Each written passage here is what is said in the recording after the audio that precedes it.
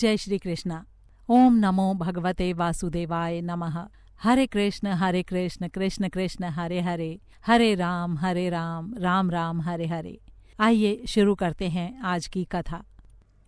कार्तिक मास महात्म्य 26वां अध्याय।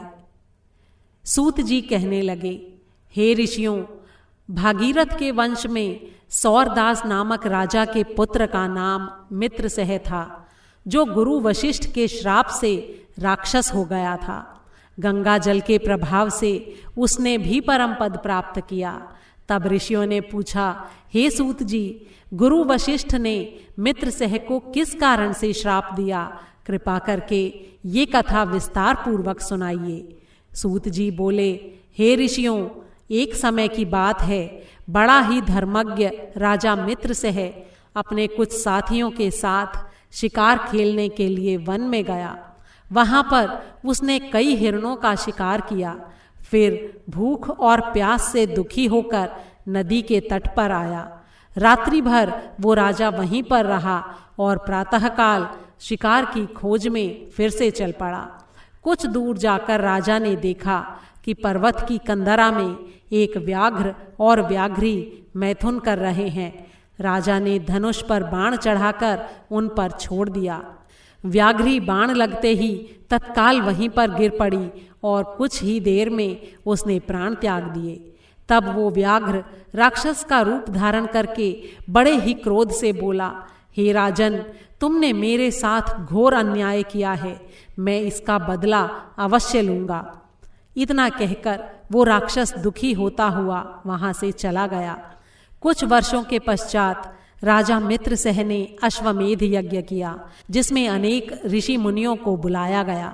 गुरु वशिष्ठ ने ब्रह्मा विष्णु आदि देवताओं को विधि पूर्वक हवि देकर यज्ञ को समाप्त किया और फिर स्नान करने के लिए नदी के तट पर चले गए।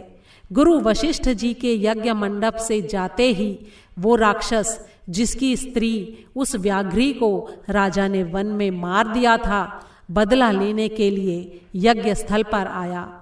वो गुरु वशिष्ठ का रूप धारण करके राजा से कहने लगा, हे राजन, हम मांस खाएंगे, इसलिए हमारे लिए मांस बनवाओ, हम स्नान करके अभी आते हैं।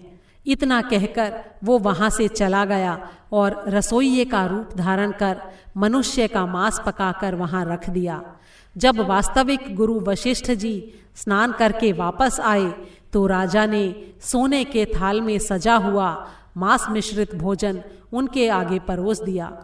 गुरु जी ने ज्ञान दृष्टि से जान लिया कि ये भोजन मनुष्य के मांस से बना है।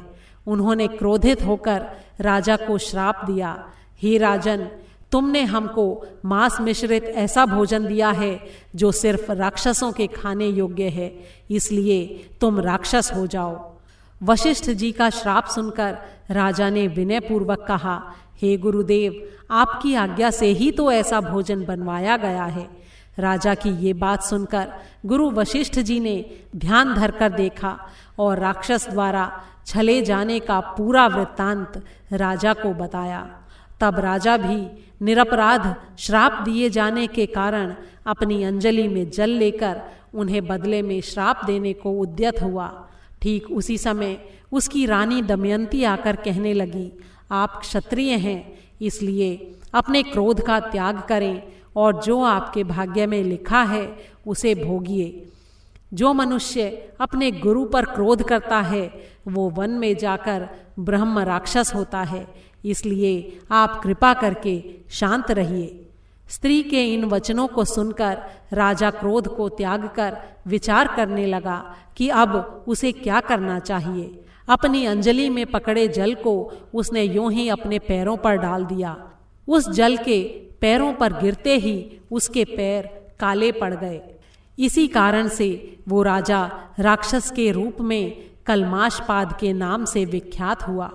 निरपराध उस राजा ने गुरु वशिष्ठ के चरणों में गिरकर बारंबार क्षमा मांगते हुए अपनी मुक्ति का उपाय पूछा। तब वशिष्ठ जी ने कहा, क्योंकि ये पाप अनजाने में हुआ है, इसलिए मेरे श्राप का प्रभाव 12 वर्ष तक ही रहेगा। उसके बाद तुम अपने वास्तविक रूप में आ जाओगे और अनेक वर्षों तक राज्य का भोग करते हुए गंगा जल के प्रभाव से मुक्ति प्राप्त करोगे और भगवान विष्णु की सेवा करते हुए अंतकाल में विष्णु लोक को प्राप्त होगे। इतना कहकर गुरु वशिष्ठ जी अपने आश्रम को चले गए और राजा राक्षसी देह धारण करके निर्जन वनों में भूखा प्यासा फिरने लगा। कई वर्ष तक अनेक कष्ट सहन करने के बाद वो राक्षस नर्मदा नदी के तट पर आया और वहाँ भी पशु पक्षी मनुष्य और सर्प आदि को खाकर वहाँ विचरण करने लगा। एक दिन वहाँ घूमते हुए उसने नर्मदा नदी के तट पर एक मुनि को अपनी स्त्री के साथ रमण करते हुए देखा। भूख से पीड़ित होने पर जैसे व्याघ्र हिरण को पकड़ लेता है, उसी प्रकार उसने मुनि को पकड़ लिया। मुनि की स्त्री ने जब अपने पति को राक्षस के हाथों में देखा तो वो राक्षस रूपधारी उस राजा से विनयपूर्वक बोली, आप वास्तव में राक्षस नहीं हैं, बल्कि सूर्य कुल में उत्पन्न मित्रसेन नामक राजा हैं। मेरा पुत्र अभी छोटा है, इसलिए बिना पति के इस वन में मैं कैसे निर्वाह करूंगी। आप कृपा करके मेरे पति को प्राण दान दें। प्राण दान से बढ़कर अन्य कोई दान नहीं है। उस स्त्री की इस प्रार्थना का राक्षस पर कोई प्रभाव नहीं पड़ा और जैसे कोई व्याघ्र हिरण के बच्चे को पकड़कर खा जाता है, वैसे ही वो राक्षस उस मुनि को खा गया। तब मुनि की स्त्री ने उसे श्राप देते हुए कहा, तुमने मैथुन करते हुए मेरे पति को मारा है, इस कारण जब भी तुम मैथुन करोगे मृत्यु को प्राप्त होकर फिर से राक्षस योनि को प्राप्त होगे। ये दो श्राप एक साथ सुनकर राक्षस देहधारी वो राजा भी क्रोध में आ गया और बोला, हे दुष्टे, एक अपराध के बदले में तुमने दो श्राप दिए हैं, इसलिए तुम भी पिशाचिनी बन जाओ। इसके पश्चात वो स्त्री पिशाचिनी हो गई और भूख प्यास से व्याकुल होकर उसी वन में इधर उधर फिरने लगी। बोलो श्री विष्णु भगवान की जय। 26वां अध्याय समाप्त हुआ। कार्तिक मास की सारी कहानियों को एक साथ एक ही वीडियो में सुनने के लिए ऊपर आई बटन पर क्लिक करें। कार्तिक के महीने में विशेष फल देने वाली माँ लक्ष्मी जी की कहानी और विष्णु सहस्त्र नाम सुनने के लिए भी ऊपर आई बटन पर क्लिक करें।